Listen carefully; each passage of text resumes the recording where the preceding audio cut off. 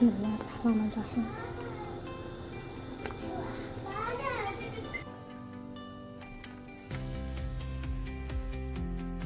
بسم الله. يا عيني يا عيني، الشاي يكرك عشم. تقلوا ما شاء الله اختمر. لا بعد ما استووا عندي رح احطهم واطحنهم بالخلاط. بسم الله الرحمن الرحيم.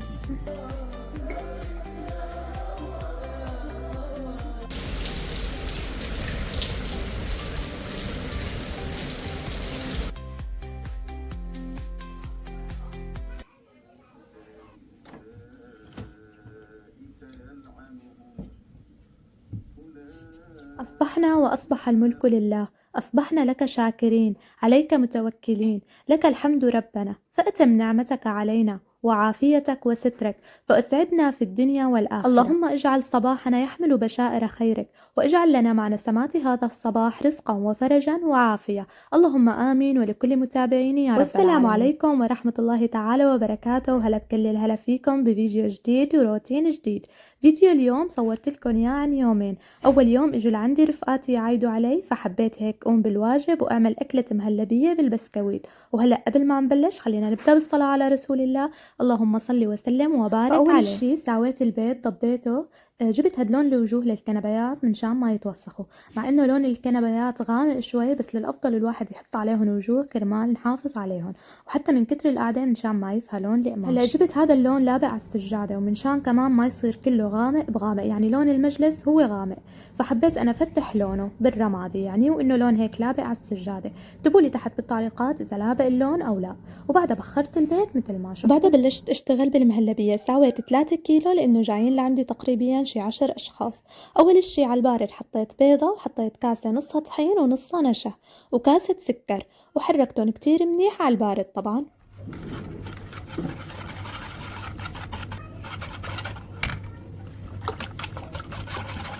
وهلا اهم خطوه هي اني انخلهم من شان شوائب الطحين، وبعدها برفعهم على الغاز. بقى بدي ارفعهم على الغاز. بسم الله. اهم شي يحطهم لا على نار كتير قوية ولا على نار كتير هادية، يعني وسط، مشان ما يلزق عندي الحليب. وهلا بدي ضلي مستمرة بالتحريك لحتى يغلوا عندي ويتقل هيك القوام. بس بلش يتقل قوامهم معي، هلا رح احط لهم معلقة زبدة اخر الشي، بس بلش يتقل معي القوام. واخر الشي رح احط لهم ظرفين فانيليا. هلا رح ابلش احط الزبادي بسكوت ساده.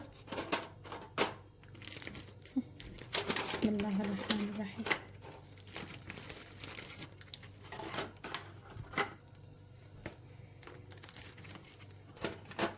هلا رح ابلش اسكب. بسم الله.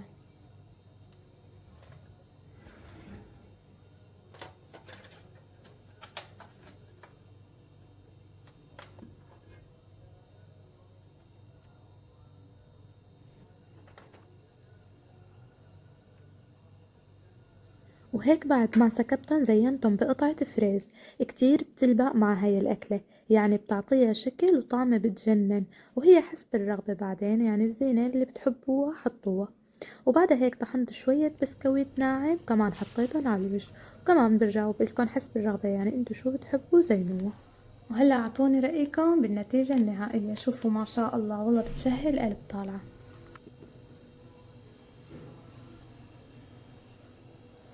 وهون أول ما اجوا ضيفتن شاي وحطيت بقلبه ورد محمدي، بيعطيه طعمة كتير طيبة وكتير إله فوائد. وبعدها حطيت المهلبية، وعن جد ما شاء الله ما توقعت تطلع النتيجة هيك. الكل طار عقله فيه، وعن جد طالع قوامه مثل المحلاي، والبسكوت عاطيه طعمة غير شكل ما شاء الله. وآخر الشي ختمناها بفنجان القهوة.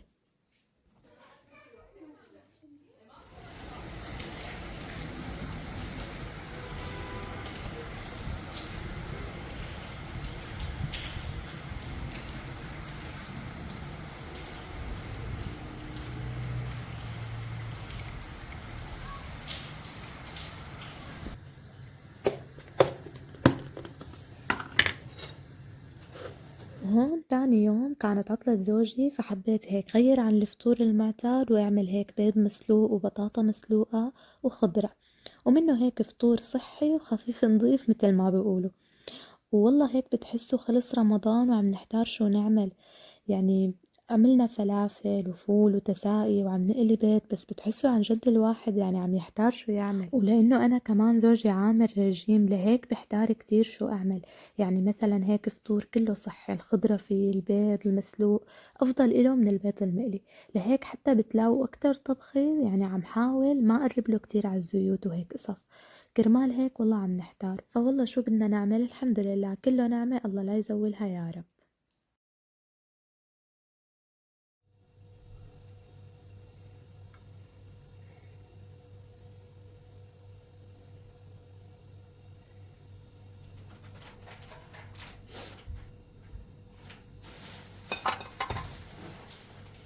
الله يعطيك العافية. الله يعافيك. يا عيني يا عيني، هاك عنك لزق عمري. استنى احط لك هون على الصينية. ها بسم الله. سمعت زقون هيك. بسم الله، هاك عنك. بسم الله. يا عيني يا عيني، الشاي يكرك عشم. تقلوا ما شاء الله اختمروا. كم بطاطاية بدك عمري؟ تنتين حاليا. تنتين. هاي وقطعتين بيض. انا هلا بشوف اذا بدي برجع بحط لي شوية خيار وشوية بندورة.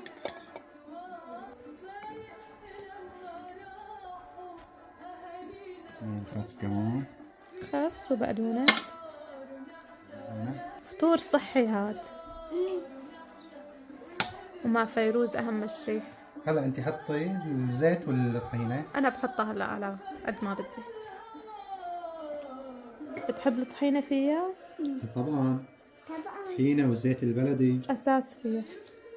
والملح والكمون اخر الشي. نتفة كمون هيك انا بحط. يلا بسم الله. بسم الله. وهون جايب لي زوجي كوسة صغيرة، يعني بتعرفوا صدفة لحتى لقينا هون كوسة صغيرة.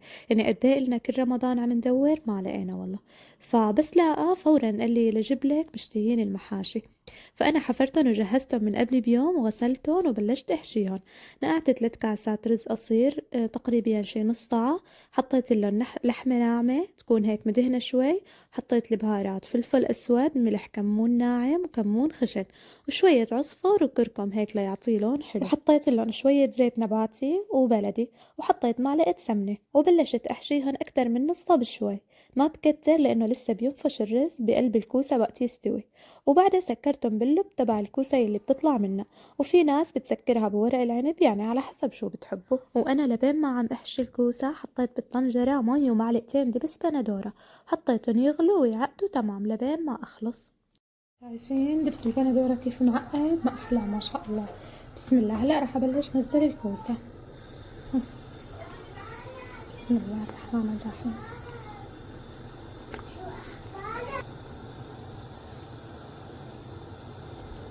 شايفين هلا بعد ما بلشوا يغلوا.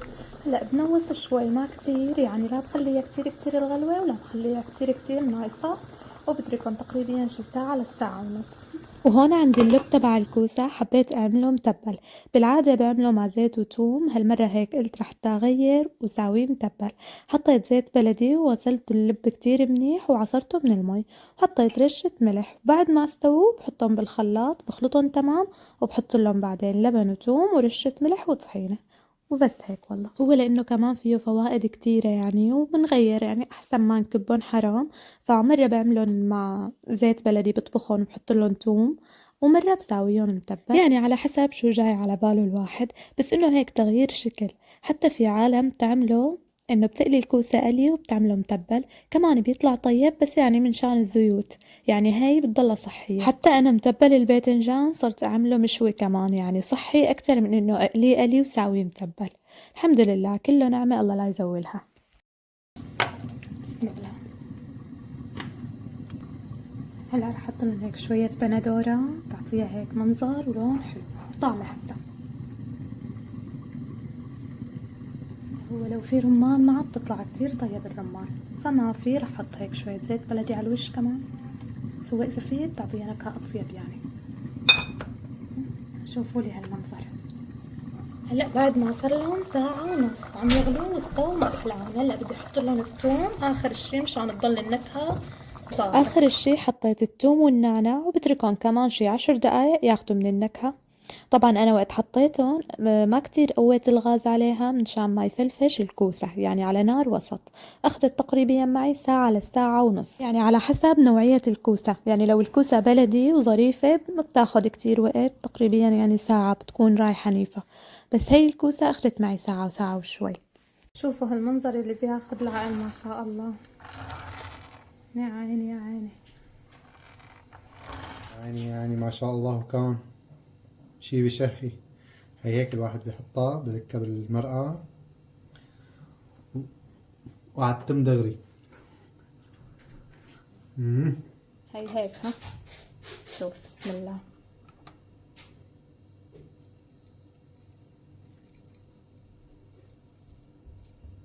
شايفين يا عيني.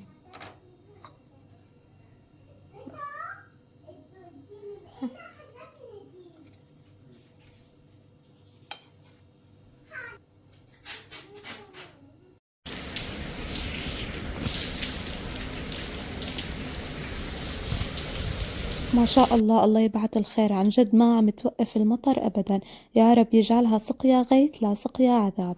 ولهون بكون خلص معنا الفيديو. إن شاء الله يا رب تكونوا حبيتوه واستمتعتوا فيه. واكتبوا لي تحت بالتعليقات شو حابين نصور لكم فلوقات جديدة وروتينات هيك، بما إنه خلص رمضان، يعني شو حابين طبخات جديدة، أكلات حلو، يعني روتينات جديدة. وهلأ لا تنسوني من اللايك وتعليق حلو. بشوفكم فيديوهات جديدة إن شاء الله. دمتم بحفظ الله وبرعايته. بأمان الله.